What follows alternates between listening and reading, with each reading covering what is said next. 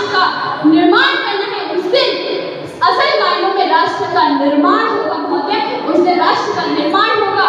अब आज हम जाग चुके हैं उस सिंधु सभ्यता की भव्यता, उस विक्रमादित्य के विक्रम और चाणक्य के प्रति विवेक के साथ, मेरे और तुम्हारे अंदर राष्ट्र निर्माण के संकल्प के साथ। अब ये अंतिम अपनी वाणी को विराम देते हुए अंत में यही कहना चाहूंगी कि जिस दिन भारत का प्रत्येक युवा तो 250 रुपए का टिकट खरीदकर किसी डर्टी पिक्चर देखने नहीं, बल्कि 70 रुपए की झाड़ू खरीदकर देश का निर्माण में सहयोग देगा, तो महोदय अगर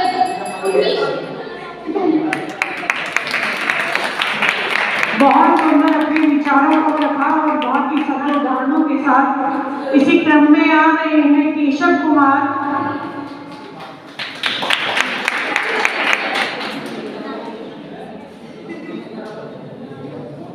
मुस्कुराती जिंदगानी चाहिए, शब्द की जागृत कहानी चाहिए, सारी दुनिया हो जाती है अपनी, बस एक उसकी मेहरबानी चाहिए। संस्कार धनी शुभम साहित्य कला संस्कृति संस्थान की सभी मान्य सदस्यगण और मेरठ मंडल के कोने कोने से आए मेरे देश के प्यारे नौजवान भाइयों और बहनों और मां शारदे को नमन करते हुए, लगा अगर गेहूं में कीड़ा तो बाहर से मंगवाओगे, लगा अगर गेहूं में कीड़ा तो बाहर से मंगवाओगे, धुंधला हुआ चरित्र के सौ से कहां से लाओगे। वास्तव में राष्ट्र निर्माण दो शब्दों से मिलकर के बना है राष्ट्र, जिसका अर्थ है देश, निर्माण जिसका अर्थ है बनना, अर्थात देश का बनना, देश का विकसित होना, देश की सभ्यता और संस्कृति को विश्व स्तर पर दर्शाना ही राष्ट्र निर्माण है।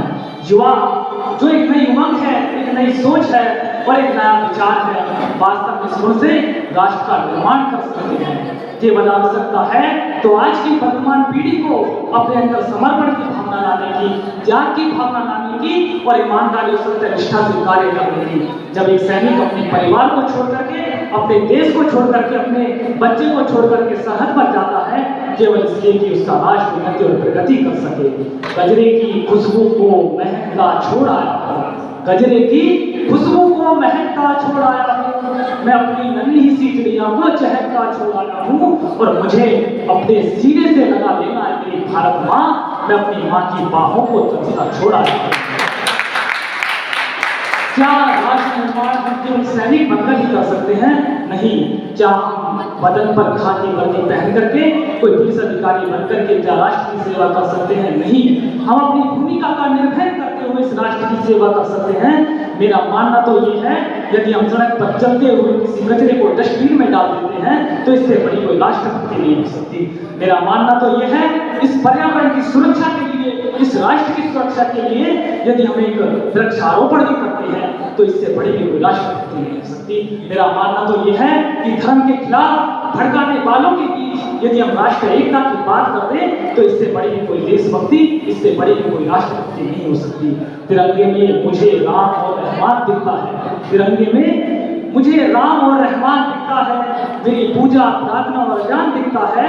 अरे भूल जाओ तुम धर्म, भाषा और संप्रदाय के बाद, तिरंगे में मुझे पूरा हिंदुस्तान दिखता है, तिरंगे में मुझे पूरा हिंदुस्तान दिखता है। और वास्तव में युवा इस विचार के साथ चले कि उन्हें निष्पक्ष होकर के, बिना भेदभाव रहित होकर के यदि सबके साथ समान व्यवहार करें तो राष्ट्र का निर्माण तो अपने आप हो जाएगा। यदि मैं इतिहास परिवेश की बात करूं तो ये तो वो देश है जहां कुरुक्षेत्र के मैदान में एक अदना सा सारथी यदि राष्ट्रभक्ति की बात करता है तो दुनिया के 5 विकासित भाइयों को अक्षोणी सेना के सामने विजय दिला करके लौटता है।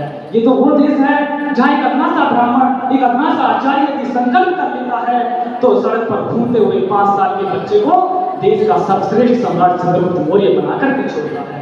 ये तो वो देश है जहां एक मल्लाह का बेटा, एक गरीब नाव चलाने वाले का बेटा यदि संकल्प कर लेता है तो देश का प्रतिष्ठित वैज्ञानिक और देश का प्रतिष्ठित वैज्ञानिक और राष्ट्रपति डॉक्टर APJ अब्दुल कलाम बनकर के दिखाता है। ये तो वो देश है जहां संस्कार और सभ्यता को दर्शाने के लिए हरियाणा का युवा यदि अपने कंधों पर मजबूत करके संकल्प लेता है तो ओलंपिक में गोल्ड मेडल जीतने वाला नीरज चोपड़ा बनकर के दिखाता है। ये तो वो देश है जहां नारी शक्ति यदि नारी के रूप में संकल्प कर लेती है तो महारानी झांसी की रानी लक्ष्मीबाई और मां पन्ना खाए बनकर के दिखाती है। ये है अपना राजपुताना नाच से तलवारों पर, ये है अपना राजपुताना नाच से तलवारों पर, सारा जीवन काटा जिसने बर्छी तीर कटारों पर। ये है अपना राजपुताना नाच से तलवारों पर, सारा जीवन काटा जिसने बर्छी तीर कटारों पर। यहाँ प्रताप का वचन पला है आजादी के नारों पर, यहाँ प्रताप का वचन पला है आजादी के नारों पर। ऊद पड़ी थी जहाँ हजारों पदमनियां मीनारों पर, ऊद पड़ी थी जहाँ हजारों पदमनियां मीनारों पर। महोदय, वास्तव में युवा इस राष्ट्र की रीढ़ की हड्डी हैं, वो इस वर्तमान के निर्णायक हैं और भविष्य के नियामक हैं। उनकी आंखों में और उनके पैरों में इतनी गति है, उनके हाथों में इतनी शक्ति है, उनके हृदय में इतना उत्साह है, संचार है, शक्ति है, और उनकी आंखों में हर एक को सपना है जो समुद्र की लहरों के बीच खड़े होकर के उस कीर्ति पुरुष ने, उस युग पुरुष ने, उस अध्यात्म के राजदूत स्वामी विवेकानंद ने देखा था, जिससे हम भारत की तकदीर और तस्वीर दोनों को बदल सकते हैं। केवल आवश्यकता है तो सिर्फ इतनी कि युवाओं को चाहिए कि वे अपने देश, अपनी सभ्यता और संस्कार को उजागर करने के लिए पूर्ण प्रयास करें। और आज के इस दौर में यदि हम सब संकल्प लें तो वास्तव में इस राष्ट्र की तकदीर और तस्वीर दोनों को बदल सकते हैं। चित्रकार स्याही से तस्वीर बदल देता है, जो अगर यदि जागृत हो जाए तो राष्ट्र की तकदीर बदल देता है। वास्तव में यदि एक अंधकार से लड़ने का यदि जुगनू भी संकल्प कर लेता है तो इस समस्त अंधकार को मिटा सकता है। अंधकार से लड़ने का संकल्प कोई कर लेता है, अंधकार से लड़ने का संकल्प कोई कर लेता है, एक जुगनू ही सारा अंधकार कर लेता है। बहुत बहुत धन्यवाद।